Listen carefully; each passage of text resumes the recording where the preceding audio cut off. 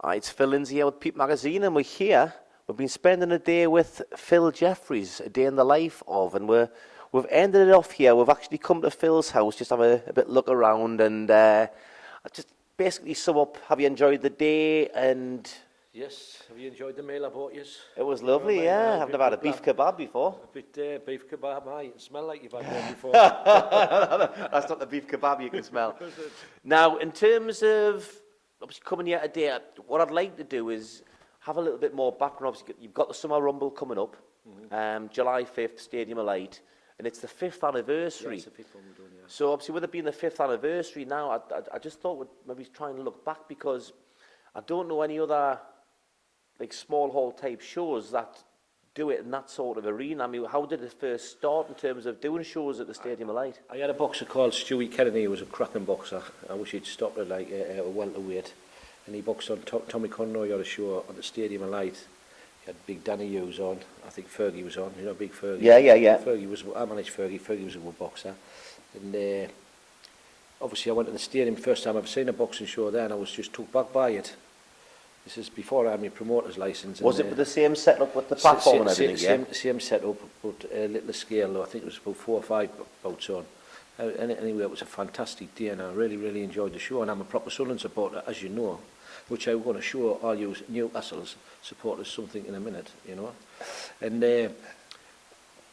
anyway, I think Tommy put a couple of shows on, and then he stopped having shows on there. And then obviously I went up for my promoter's license. I was working with a box. Somebody, obviously they didn't give us my promoter's license at first. They told us to go away and get it. In them days in the boxing board there was a table full. I don't know if Mal Gates was on the table or something, but Neil Fannin was on. They were all questioning us, what do you want your license for? Yeah. Tommy, you know, all questioning us. I said, well, there's a few boxers who in the GB said they wanted us to go on pro. So basically, I think I put my first show on with Carl Dunn, and that's when I met Neil Fannin. Through Neil, probably had Davy Dolan. And I promoted Davy Dolan with a lad called Jason Booth, and that was the Rayton Meadow Arena. Anyway, as soon as the show, the boxing board come and said, "Yo, you've got your license," and then I started doing a couple with Neil. That's when I got on with Neil. And Mal Gates used to work, because he had what was that young one called from Shields? He used to sell loads of tickets, Mal's lad, from South Shields. Oh, he was a little terrier. Not Billy Bell? No, it wasn't Billy Bell. I've promoted Billy Bell. It was, I don't know, I forget his name, but he used to sell boatloads of tickets in. Yeah. And I started promoting him. Worked with Marlon anyway, we just kept on putting show on after show. And then I think I went to the Stadium Light one day. I had a meeting with Gary Hutchison, who's a friend of mine. He's a director now at Sunderland. I can't remember when he was a pot boy there. And we just done a day with them, and they were so easy to work with. And the show was such a success. Obviously, it's just followed on from there, and there.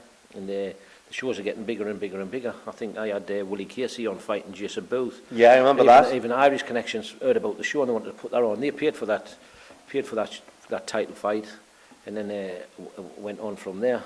I think this is beaten by one bout. I think it was. I had 18 bouts on, and it was down to 14. I think I had 17 on this one. It's down to 15 now. Yeah. I'm really pleased with 15. For 15 to a look, so I would have been happy if it was 13. You know. Yeah. But it seems to be holding up right. But the main reason I like I put a show at the Stadium, and I just fetch this into the camera. You know. This is for Steve Rafe. This. It's all black and white to me, you know. Steve Rafe. Capital One, Manchester City, Wembley, 2nd of March.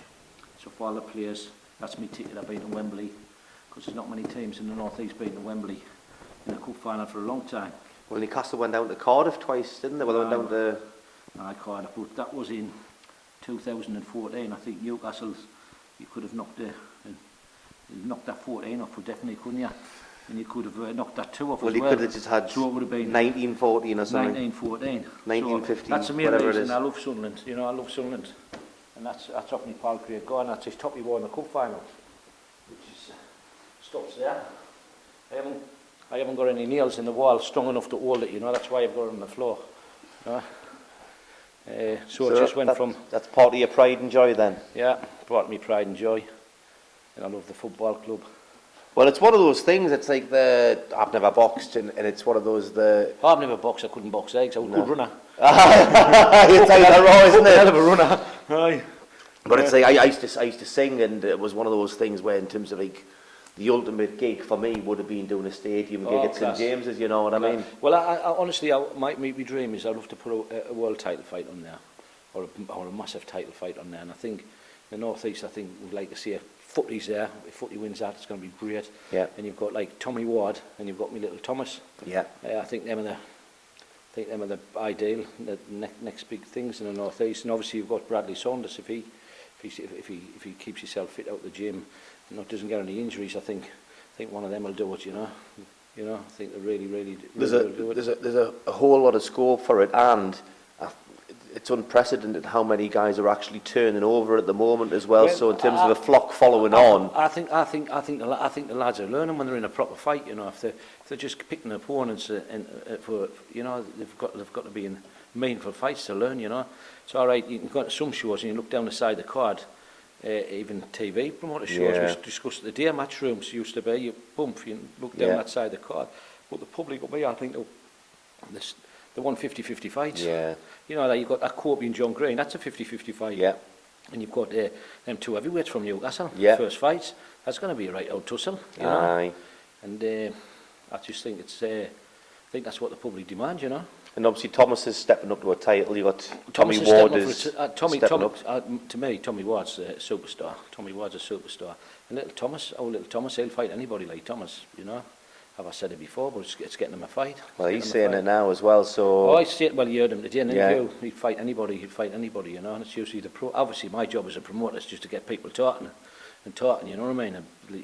Obviously it's no animosity, need bad blood out in my body, but just get them taught and it gets people taught, Yeah. There's nothing better than getting advertised everything than people talking about that fight and trying to build a fight up. But it's just getting the other sides, getting people to take the fight, You want it to be real. You had the Cleverly Bellew last year where they basically turned that into a box office. It was terrible. It was never a box office fight. It should never have been, and that's where. Yes, I think there's genuine bad blood between them, but it was just so staged and things, And there's that Dixon and Lee Moore. That was a classic fight. It was a cracking fight. Yeah. That was worthy of top of the bill on the TV. Yeah.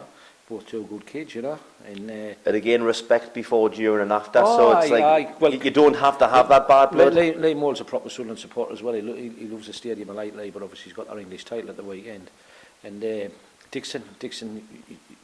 Ronnie Rowe's lads are all nice lads, like I said before. Travis Dickinson and John Lewis, made him a nicer man in boxing. We discussed that, and Craig Dixon's the same. He's just he switches off now and then, Craig. But I think he's a great boxer. I thought that Lee Moore and Dixon fight was a proper. I put on par. I had a fight like that as well on one of my shows. I put it on with Neil Epper and Gary Fox. I think that was a classic.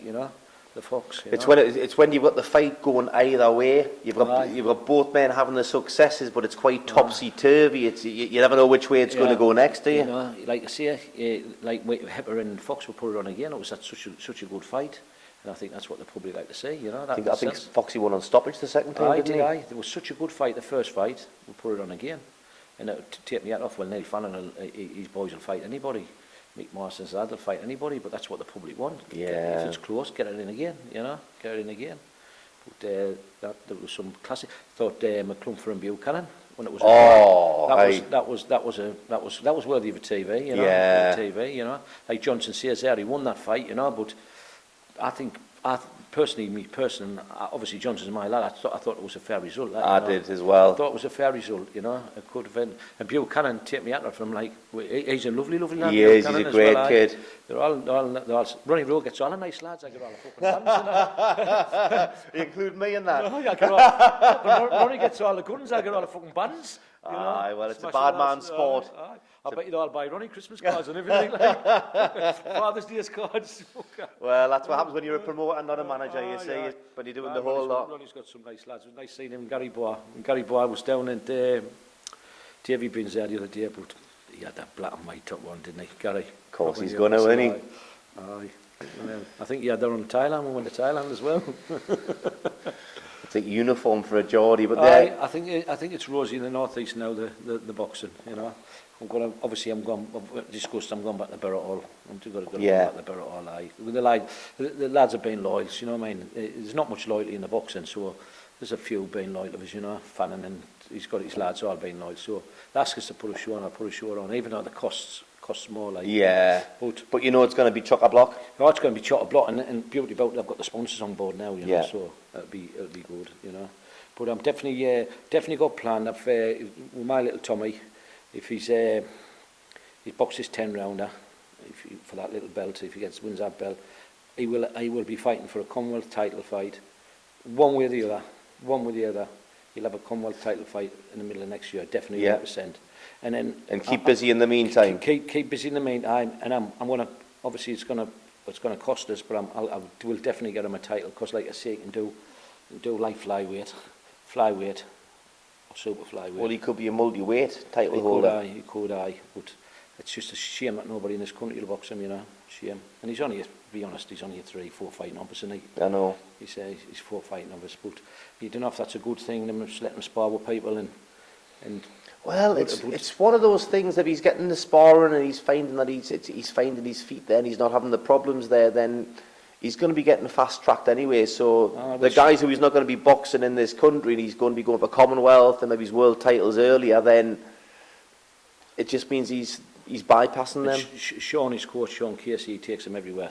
He takes him everywhere. And I just hope Glenn Foot wins that, which I'm really confident in, because I think I'll be able to do a day with some promoter where I chuck a couple of the lads in the mix, you know. Yeah. Because Glenn Foot, if he wins that, his box office, because he's got, he's sell 200 tickets down there. That's for Manchester, yeah. He's a fucking animal, you know what I mean. There's no welterweight in the North East will touch him, you know. They're all saying, there's a few saying that he'll fight him. Glenn will fight any one of them and fight him for nothing. Winner takes all, you know.